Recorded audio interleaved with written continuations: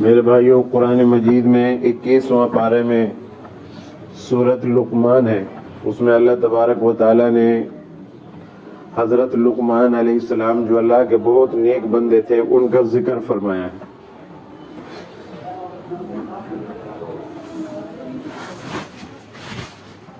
جنہیں اللہ تعالیٰ نے حکمت یعنی عقل و فہم اور دینی بصیرت میں ممتاز مقام عطا فرمایا تھا.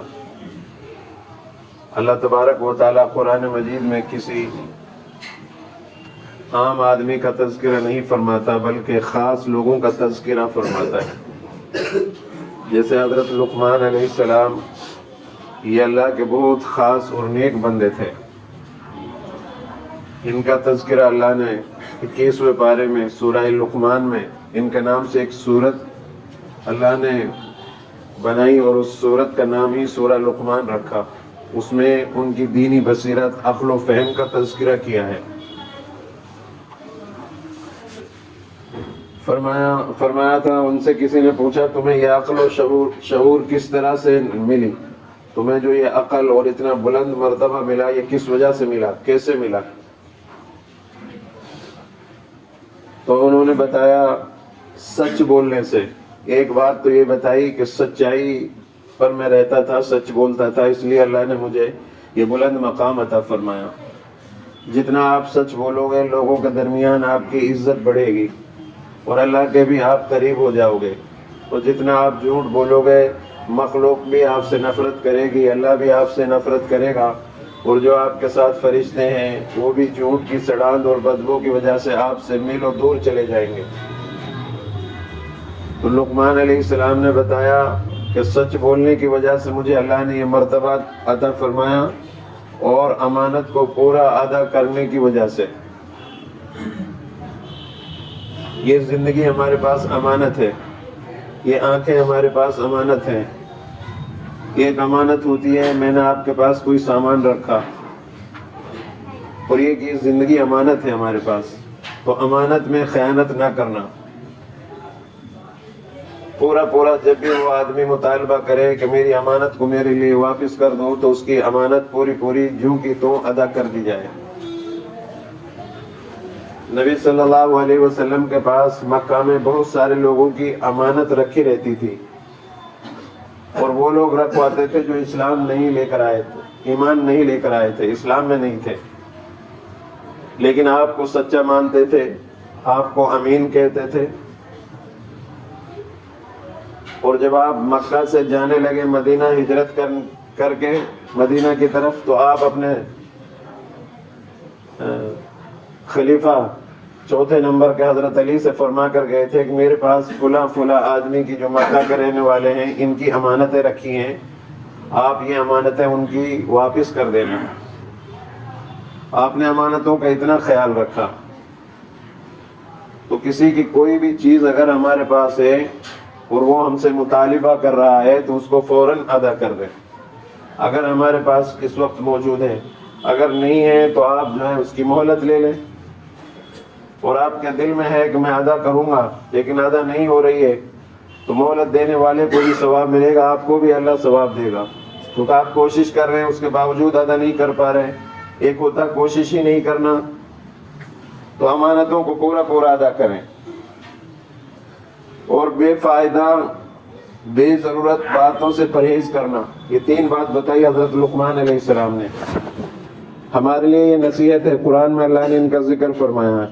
ایک تو سچ بولنے کی وجہ سے مجھے اتنا اونچا مقام ملا کہ میرے نام سے ایک سورت اللہ نے قرآن میں بنائی اور اس کا نام سورہ لقمان رکھا.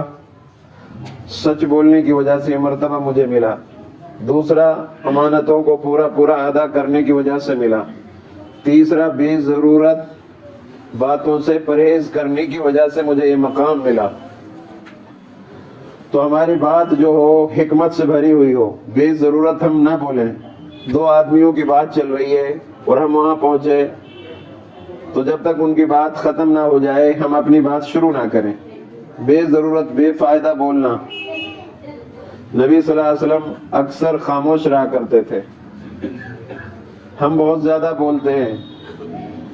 اللہ کے رسول صلی اللہ علیہ وسلم نے سے پوچھا گیا وہ کون سی چیزیں ہیں جن کی وجہ سے زیادہ تر لوگ جہنم میں جائیں گے؟ تو اللہ کے رسول صلی اللہ علیہ وسلم نے فرمایا ایک زبان ہے، ایک شرمگاہ ہے۔ تو زبان سے آدمی بے ضرورت بات بولتا ہے، بے فائدہ بات بولتا ہے، جس سے لوگوں کو نقصان ہوتا ہے، لوگ اسے پسند نہیں کرتے۔ نپی تلی بات بولیں، ہماری باتیں حکمت بھری باتیں ہوں، اور سچ بولیں، امانتوں میں خیانت نہ کریں۔ آج امانتوں کی بات تو بہت اہم ہے، ہم چوری تک سے گریز نہیں کر رہے۔ ہمارے بچے، ہم لوگ ذرا ہمیں موقع مل جائے فوراً چوری کی طرف بھاگتے ہیں۔ کتنے لوگ ایسے ہیں جن کے گھروں میں چوری ہو چکی ہے، قدم قدم پر ہمارے یہاں چور ہے۔ آپ نماز پڑھ رہے، موبائل آپ کا چھوٹ گیا، چشمہ چھوٹ گیا، تو آپ کی مسجد کے اندر سے جوتی، چشمے، موبائل محفوظ نہیں ہے۔ یہ تو ہماری عبادت گاؤں کا حال ہے۔ ہماری جو دنیا میں جو پریشانی ہمارے اوپر آئی ہوئی ہے، یہ یوں ہی نہیں آئی ہے، بلکہ ہمارے اندر جو ہے قصور ہے، ہم خطائیں ہمارے اندر موجود ہیں، اس لیے دنیا میں ہم مظلوم ہیں، پریشان ہیں۔ آپ اوروں کے عبادت خانے میں جاؤ، آپ کی جوتی جمع بھی کریں گے، صاف بھی کر کے دیں گے، آپ سے اخلاق سے بھی بولیں گے۔ آپ مسجدوں میں آؤ، مسجد میں آپ کا موبائل چھوٹ گیا، چشمہ چھوٹ گیا، گھڑی چھوٹ گئی، جوتے رہ گئے، تو لے کر چلے جائیں گے لوگ۔ ابھی نماز کے بعد دیکھنا ایک آدھ آدمی شکایت کرے گا، جی میری جوتی چوری ہو گئی۔ کتنے کا بکتا ہوگا یہ جوتا؟ بہت سے لوگوں کا 15 ہزار روپے کا جوتا 500-300 روپے کا مشکل سے چور سے لیتے ہوں گے لوگ، خریدتے ہوں گے، لیکن اپنا ضمیر بیچ رہے ہیں ہم لوگ۔ ہمارے بچے نشہ کرتے ہیں، انہیں شراب پینے کے لیے کچھ نہ کچھ چاہیے۔ آپ اپنا تالا لگا کر گئے گاؤں یا مارکیٹ گئے، پیچھے سے آپ کا تالا توڑ دیا، یا چھت کے اوپر سے آئے اور اندر داخل ہوئے، زیورات، پیسے، قیمتی سامان لے کر چلے گئے، تو ہمیں کیسے دنیا میں عزت ملے گی؟ لقمان علیہ السلام نے قرآن میں بتایا ہے کہ مجھے ان 3 باتوں کی وجہ سے عزت ملی اور اتنا مرتبہ اونچا ملا کہ اللہ نے میرا نام قرآن میں نازل فرمایا، ذکر کر دیا اس امت کے لیے کہ ان کی باتوں سے تم عبرت حاصل کرو۔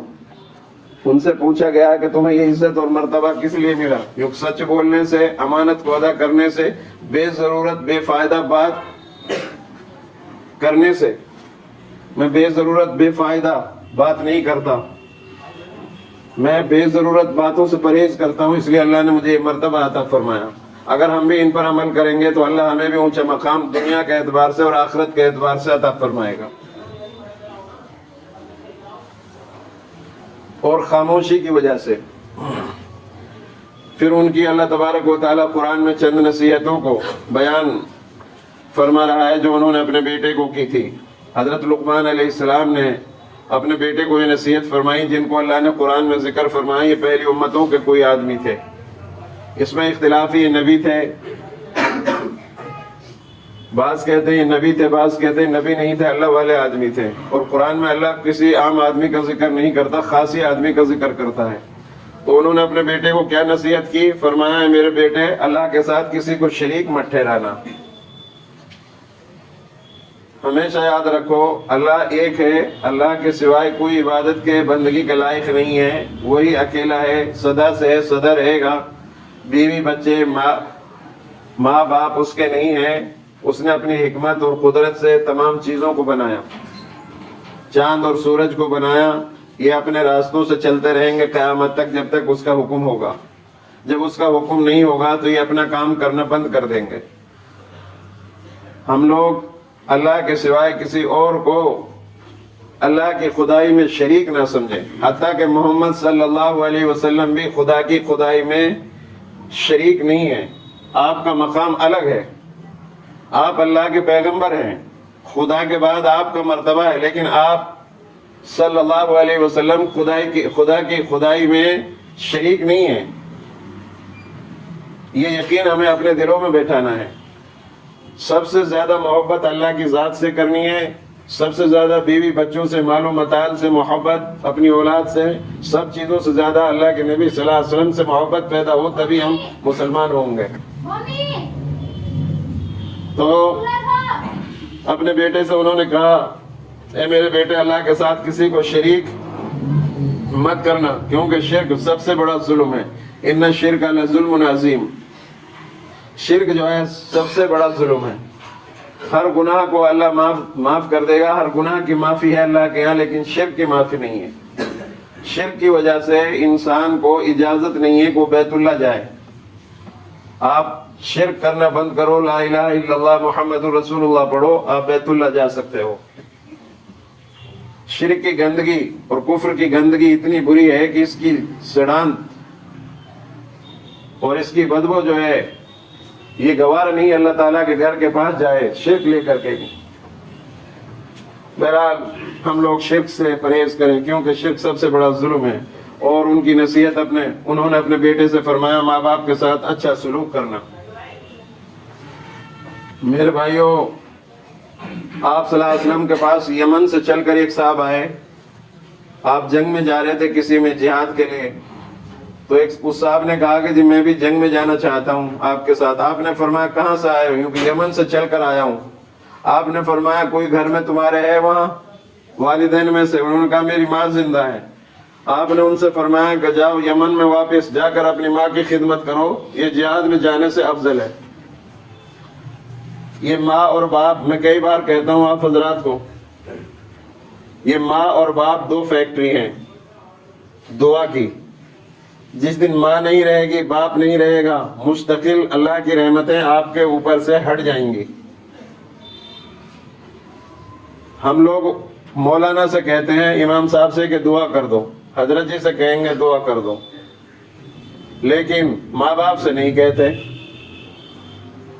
ارے تم ان سے کہو بھی مت، ان کے ساتھ اچھا سلوک کرو، وہ پھر بھی تمہارے لیے ڈھیر ساری دعائیں دیں گے، اور ان کی دعا رد نہیں کرتا اللہ اولاد کے حق میں۔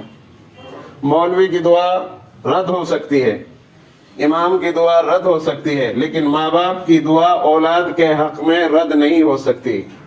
یہ حدیث میں آپ کو بتا رہا ہوں، اور میں بہت سوچ سمجھ کر بات کر رہا ہوں، سمجھداری کے ساتھ آپ لوگوں کو سمجھا رہا ہوں کہ ہم ان باتوں کو قرآن کی باتیں ہیں، یہ کسی عام انسان کی باتیں نہیں ہیں، ان کو آپ اپنے دلوں پر لو، اثر لو ان سے۔ ماں باپ کے ساتھ اچھا سلوک کرو، اللہ تعالیٰ کہتا ہے ان کے سامنے اف بھی مت کرو، ان کی آواز سے اپنی آواز کو اونچی نہ کرو، ان سے آگے آگے نہ چلو، اور ان کو مشورہ مت دو، ان کی بات پر اپنی بات کو ترجیح نہ دو، ان کی عزت کرو۔ ماں کے قدموں کے نیچے جنت ہے، باپ جنت کا دروازہ ہے۔ ماں باپ راضی ہیں تو اللہ راضی ہے، ماں باپ ناراض ہیں تو اللہ ناراض ہے۔ جن کے ماں باپ ناراض ہیں، نہ ان کی نماز قبول ہوگی، نہ ان کے روزے قبول ہوں گے، نہ ان کا حج قبول ہوگا، نہ ان کے زکوٰۃ قبول ہوں گی، نہ ان کا صدقہ اور خیرات قبول ہوں گی، نہ ان کے تسبیح، نہ ان کے روزے، کوئی چیز ان کی قبول نہیں ہوگی جب تک کہ وہ اپنے ماں باپ کو راضی نہ کر لیں۔ اگر ماں باپ انتقال کر گئے ہیں تو زیادہ سے زیادہ اللہ سے معافی تلافی کریں، ان کے لیے بھی اپنے لیے بھی، ہو سکتا ہے اللہ معاف کر دے۔ تو قرآن میں جگہ جگہ اللہ تعالیٰ فرماتا ہے اپنے ماں باپ کے ساتھ بہتر سلوک کرو۔ 9 مہینہ ماں پیٹ میں رکھتی ہے بچے کو، کتنی مجاہدہ، کتنی مشقت، کتنی قربانی دیتی ہے۔ 2 سال سینے سے دودھ پلاتی ہے، بیمار ہو جاتا ہے تو گیلے میں خود سو جاتی ہے، سوکھے میں آپ کو سلاتی ہے، اور فکر مند ہوتی ہے۔ باپ کیسے جد و جہد کر کے کہاں کہاں سے لے کر آتا ہے، ہماری پرورش کرتا ہے، نام رکھا انہوں نے، ہماری وجہ، ان کی وجہ سے ہمیں لوگ جانتے ہیں۔ ماں باپ کی شفقت کی وجہ سے آج ہم اتنے بڑے ہیں۔ تو اپنے ماں باپ کی عزت کرو، کریں گے انشاءاللہ۔ نماز قائم کرنا، ایک تو ہوتی ہے نماز پڑھنا، ایک ہوتی ہے نماز قائم کرنا۔ یہ جو ہم نماز پڑھ رہے ہیں یہ اٹھک بیٹھک ہے۔ ہماری نماز کو اگر ملایا جائے نبی صلی اللہ علیہ وسلم کی نماز سے تو ہماری نماز نبی کی نماز سے نہیں ملے گی۔ ہمارے نبی نے فرمایا صلو رأیتمونی کما اصلی، ایسے نماز پڑھو جیسے میں نماز پڑھتا ہوں۔ آپ ہمیشہ بدن پر آپ کے ورم رہتا تھا، نماز لمبی پڑھتے تھے آپ۔ آج ہمارے اندر سختی نہیں ہے، کسی نے زیادہ بڑی صورت پڑھ دی تو بس لڑائی کریں گے، ہٹاؤ اس کو، امام کو، غلط ہے یہ۔ سمجھدار امام کو رکھیں گے نہیں، بے سمجھوں کو رکھیں گے، جنہیں کوئی اٹھے گا نہیں، کوئی کام کے نہیں، ان کو رکھیں گے۔ امام ایسا ہو جو آپ کو سمجھداری کی بات بتائے، جس کی نظر تمام معاشرے پہ ہو، کیا ہو رہا ہے، ہر علم اس کو آتا ہو، ہر چیز کے بارے میں اسے معلوم ہو۔ مسجدوں میں ایسے لوگ بھر رکھے ہیں جنہیں کچھ شعور ہی نہیں ہے۔ نماز کو قائم کرنا، نماز سے پہلے کچھ فرض ہیں۔ اول بدن کا پاک ہونا، دوسرے کپڑے کا پاک ہونا، تیسرا جگہ کا پاک ہونا، چوتھا سطر کو چھپانا، پانچواں قبلہ کی طرف نیت کرنا، چھٹا وقت کو پہچاننا، ساتواں دل سے نیت کرنا۔ اور نماز جب شروع کر دی تو اس کے اندر بھی فرض ہیں۔ اول تکبیر تحریمہ، اللہ اکبر کہہ کر نماز میں شریک ہونا، دوسرا قیام، تیسرا قرات، چوتھا رکوع، پانچواں دونوں سجدے، چھٹا قاعدہ اخیر میں بیٹھنا۔ یہ نماز کے فرض ہیں۔ اگر ان میں سے کوئی فرض چھوٹ جاتا ہے آپ کی نماز نہیں ہوگی۔ رکوع چھوٹ گیا، ایک سجدہ کیا ایک نہیں کیا، نماز نہیں ہوئی۔ سجدہ سہو کرنے سے، واجب چھوٹ گیا تو سجدہ سہو کرنے سے نماز ہو جائے گی، فرض چھوٹ گیا تو سجدہ سہو سے بھی نماز نہیں ہوگی۔ دھیان رکھو، نماز پڑھو اللہ کو حاضر ناظر استحضار کے ساتھ، اخلاص کے ساتھ، میں اپنے رب کے سامنے کھڑا ہوں۔ یہ نماز پھر ہمارے لیے فائدہ مند ثابت ہوگی، ورنہ تو اٹھک بیٹھک ہے۔ صحابہ کی نماز کے بارے میں ہم مثال دیتے ہیں، صحابہ کی نماز ایسی تھی، انہوں نے دعا مانگی قبول ہو گئی۔ بے شک وہ نماز پڑھتے تھے، ہم نماز نہیں پڑھتے ہیں، ہم رٹا لگا رہے ہیں۔ اور فرمایا بھلائی کا حکم دینا، برائی سے روکنا، بھلی باتوں کا حکم دو، اللہ کے دین کا کام کرو، امر بالمعروف، دعوت و تبلیغ کا کام کرو۔ تبلیغ ہم سب لوگوں کے اوپر ضروری ہے۔ ہم بھلائی کا حکم دیں، برائی سے خود بھی روکیں، اوروں کو بھی روکیں، خود بھلائی کریں، یہ ہمارا کام ہے۔ تبلیغ والوں کے ساتھ نکلیں، گشت کرائیں، اپنے محلوں میں ایک ایک آدمی کے پاس جائیں، یہ ہمارے اوپر ضروری ہے۔ کہیں دینی مجلس لگ رہی ہے وہاں دینی باتیں سنیں، یہ ہمارے اوپر ضروری ہے۔ ہم نماز پڑھ رہے ہیں، دوسروں کو دعوت دیں نماز کی۔ ہم کلمہ پڑھتے ہیں، دوسروں کو کلمے کی دعوت دیں۔ جو غیر مسلم ہیں ان بھائیوں کو بھی بتائیں کہ اسلام یہ ہے، اسلام کو پیش کریں، اخلاق کو لے کر دنیا میں پھریں۔ اسلام نے جو اخلاق ہمیں دیے ہیں، اسلام ہمیں دیا ہے، اس کو لے کر دنیا میں پھرنا، دنیا میں اس کی اشاعت کرنا، اس کی تبلیغ کرنا، برائیوں بھلائیوں کا حکم دینا، برائیوں سے روکنا، یہ ہمارا کام ہے۔ مصیبتوں پر صبر کرنا یہ بہت اہم کام ہے، اور لوگوں کے مقابلے میں اپنے آپ کو بڑا مت سمجھنا، کسی کو گھٹیا مت سمجھو، اپنے آپ کو افضل مت سمجھو، چاہے آپ کے پاس کتنی بڑی ڈگری ہو، اپنے آپ کو افضل مت سمجھو، آپ اپنے کو کم سمجھو، دوسرے کو عزت دو، اللہ تمہیں عزت دے دے گا، دوسروں کی نظروں میں تمہیں بڑا بنا دے گا۔ اگر تم اپنے آپ کو بڑا سمجھو گے، دوسروں کو حقیر اور کمتر سمجھو گے تو تم نیچے گر جاؤ گے اللہ کی نگاہ میں، اور دوسروں کو اللہ افضل کر دے گا۔ بڑوں کا اکرام کرو، چھوٹوں پر رحم کرو، ماں باپ کی فرما برداری کرو، پڑوسیوں کے ساتھ اچھا سلوک کرو، گلیوں میں صفائی کرو، اپنے گھر کا کوڑا دوسرے کے گھر کے دالان کے سامنے نہ ڈالو، اپنے گھروں میں صاف ستھرے رہو، اپنے کپڑوں کی صفائی کرو، ہفتے میں ایک مرتبہ ناخن کاٹو، بغل کے بال بناؤ، زیر ناف کے بال بناؤ، خط بناؤ، اچھے کپڑے پہنو، خوشبو لگاؤ، مسواک کرو، غسل کرو، مسجد میں آؤ، اور لوگوں سے خوش اخلاقی سے ملنا، اخلاق اپنا بہتر بناؤ۔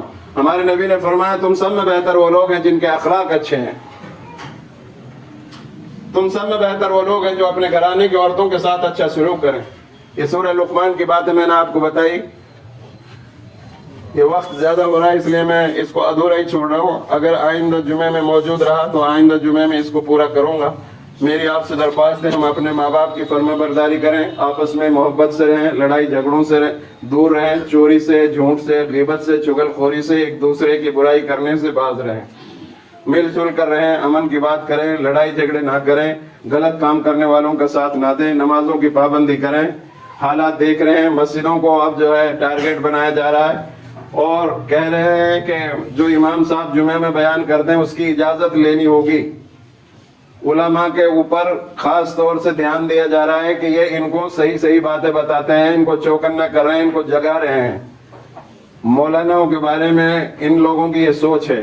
اب یہاں پہ کوئی سیاسی بات نہیں ہوئی، آپ کو جو باتیں بتائی قرآن اور حدیث کی روشنی میں بتائی گئی۔ ہر ہفتہ نبی صلی اللہ علیہ وسلم اس طرح بتاتے تھے، اب بتاؤ اس میں کیا ہم نے غلط بات بتائی جو سرکار یہ کہہ رہی ہے؟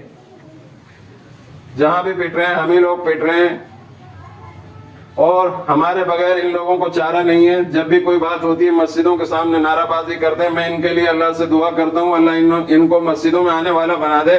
ان کو مسجدوں سے محبت ہے, مسلمانوں سے محبت ہے, اس لیے مسلمانوں اس کا نام یہ بار بار لیتے ہیں. ہر جگہ کوئی الیکشن ایسا نہیں ہوتا, کوئی چیز ایسی نہیں ہوتی جس میں مسلم کا نام نہ لیا جاتا ہو. تو مجھے لگتا ہے کہ ان کو مسلمانوں سے محبت ہے. اللہ ان کو بھی مسلمان اور اسلام کی توفیق عطا فرما دے.